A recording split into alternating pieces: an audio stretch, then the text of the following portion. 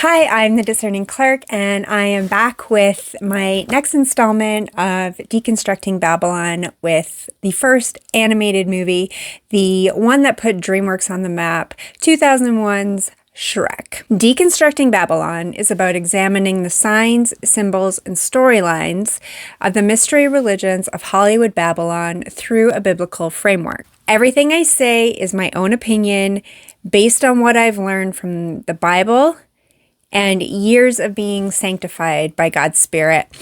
There are plenty of discernment channels who specifically look for esoteric, occultic, New Age symbolism within movies. They truly understand the numerology and the signs and symbols referenced by Manly P. Hall when he said, "When the human race learns to read the language of symbolism, a great veil will fall from the eyes of men." My channel is not that.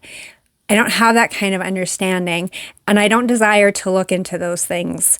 The Apostle Paul tells us to set our mind on things that are pure and honorable and noble and upright and good.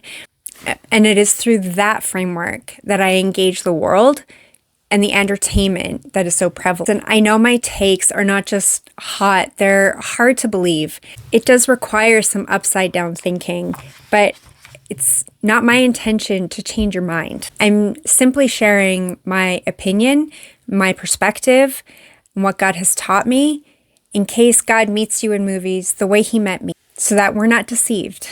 Okay, today, as I said, we're looking at the signs, symbols, and storylines in Shrek. Who doesn't love this movie, especially after the first time you watched it? The subsequent 3 movies couldn't quite live up to the original, but it's because it set such a high bar. It's very rewatchable, ultra quotable.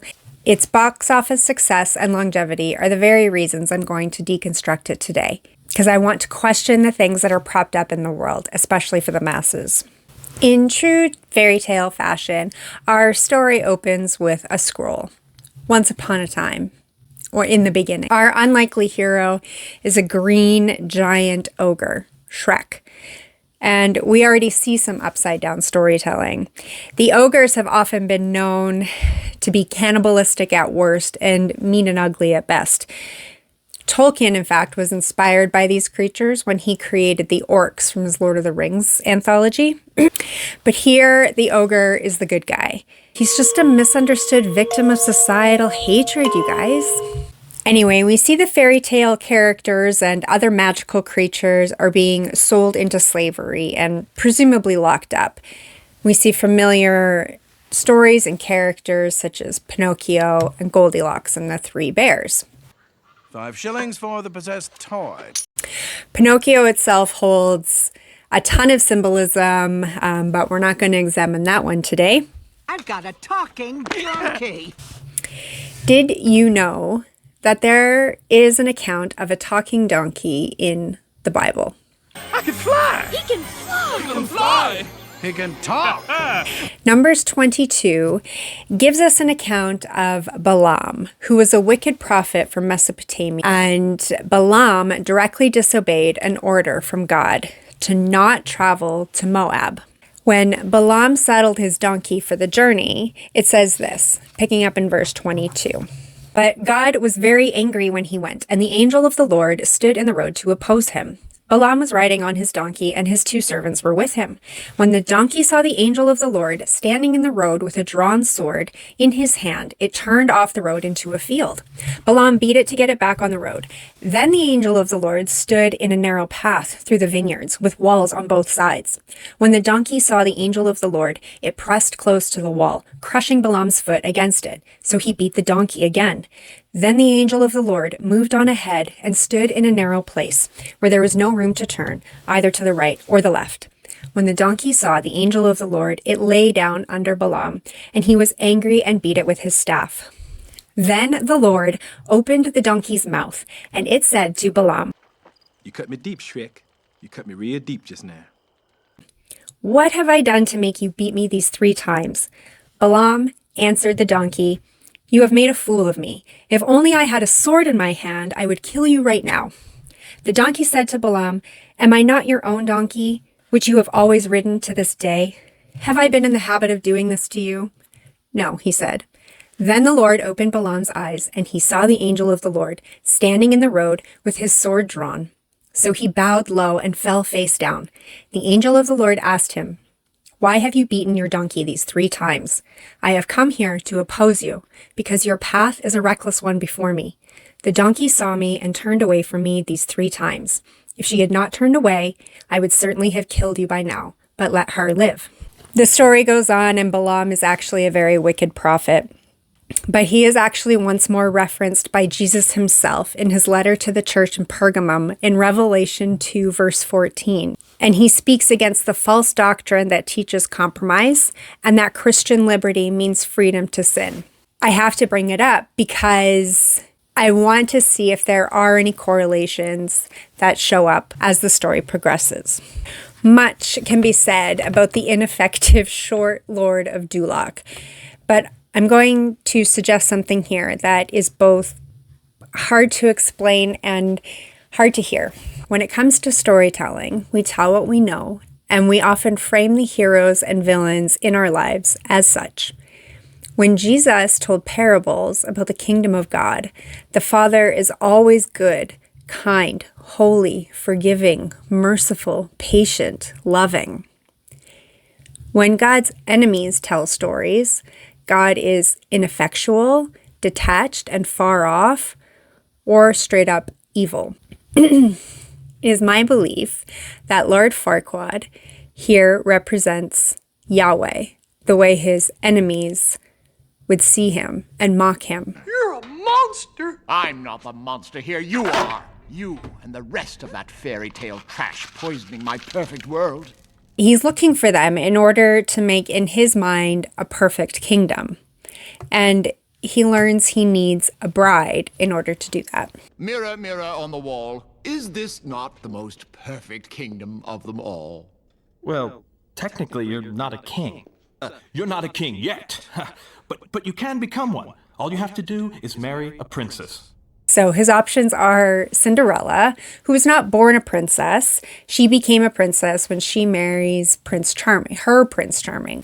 Snow White was born a princess, but is also the youngest of all the Disney princesses at 14, making her a child bride. Finally, unknown Princess Fiona. Fiery redhead from a dragon-guarded castle surrounded by hot, boiling lava.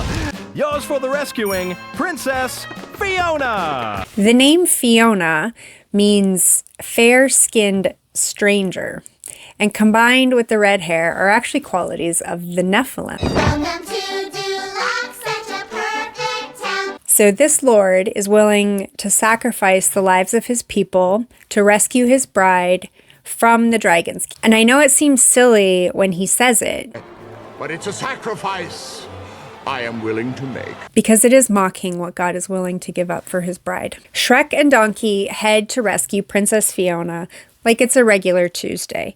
Who knows how long they travel, but they eventually arrive at a scary castle straight out of hell. Of course, we're aware of the dragon mentioned in the Bible several times, in fact, in the book of Revelation. But chapter 20, verse 2 makes it very clear who this dragon is. The dragon, that serpent of old, who is the devil and Satan. Hey, can you tell my future from these stars? Well, the stars don't tell the future, Donkey. They tell stories. You know, Donkey, sometimes things are more than they appear. Sometimes things are more than they appear, especially the stars. We've talked before about the stars being lights, rulers of the night, along with the moon, and the sun would be the ruler of the day. These are lights, but they also have been historically worshipped as gods, and they are, in fact, celestial rulers put in place and in authority by God himself. The middle of the story gives us a lot of sun and moon duality. This long shot of the moon is meant to remind us that of the evil that takes place at night, the curse on Fiona. By night one way, by day another. Again, the moon is the light to rule the night, the dark, the things that happen in the dark. Until you find true love's first kiss, then take love's true form. If she marries the king, she will remain human. If she chooses the ogre, the beast of the night will become the beast of the day. I was placed in a tower to await the day my true love would rescue me. Locking herself away in a tower was actually not part of the spell that was cast upon her. It's something that was added. Contrasting with the moon and the change that happens, we have a lot of sunflower imagery. And sunflowers, of course, image the sun. We also see her receive a sunflower and pick all the light off of it.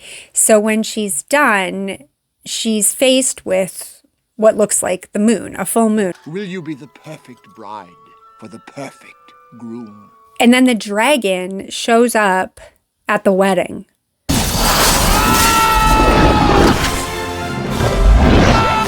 right, nobody move.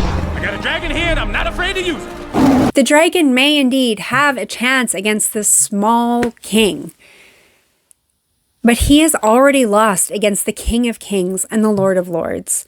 And this mocking of the dragon devouring the king and spitting out his crown. When the last line of the movie is this: God bless everyone. I get the reference. I do.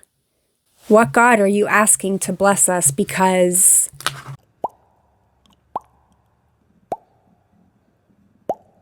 Here are my final thoughts.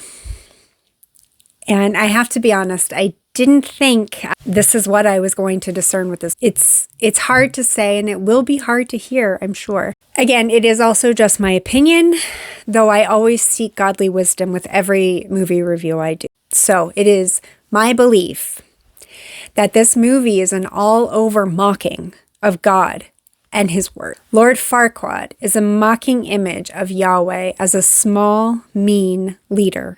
There are those who think little of him. Stop it. Stop it, both of you. You know, you're just jealous that you could never measure up to a great ruler like Lord Farquaad. His desire to make a perfect kingdom involves removing those whom he considers to be abominations, And the rest of that fairy tale trash poisoning my perfect world. so as not to mar his people and his land.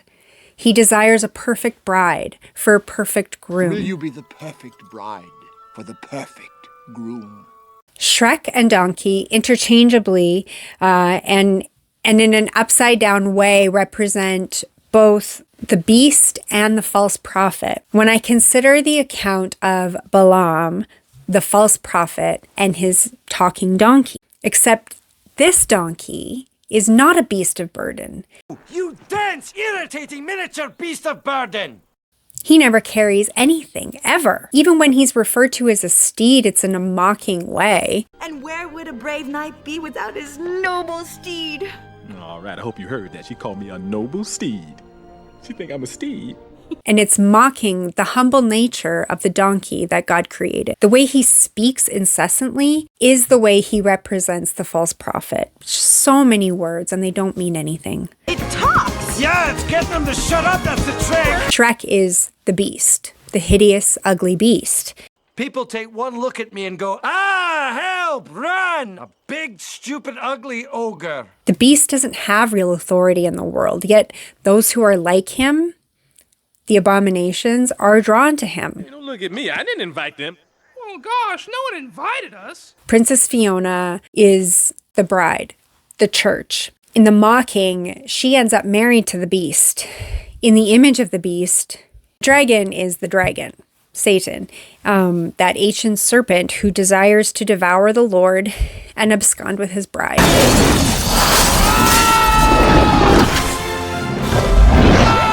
All right, nobody move. I got a dragon here and I'm not afraid to use it. The mocking here dropped my jaw. It made me so sad because now I know why this movie and these characters were so popular, so well loved, because it all mocks God. You might think it's all reaching and that I'm being an alarmist or I'm seeing things that aren't there. Maybe. But maybe not. I will leave it up to you. The goal is not to be deceived. This is a a well-loved family movie that has lived on for more than 20 years. Thank you so much for watching. Thank you for hearing me out. Even if you don't believe me, I really appreciate you being here. Please leave a comment down below. Let me know which movie I should do next if you want me to do. Thank you so much. Keep looking up. He's coming back. See you later.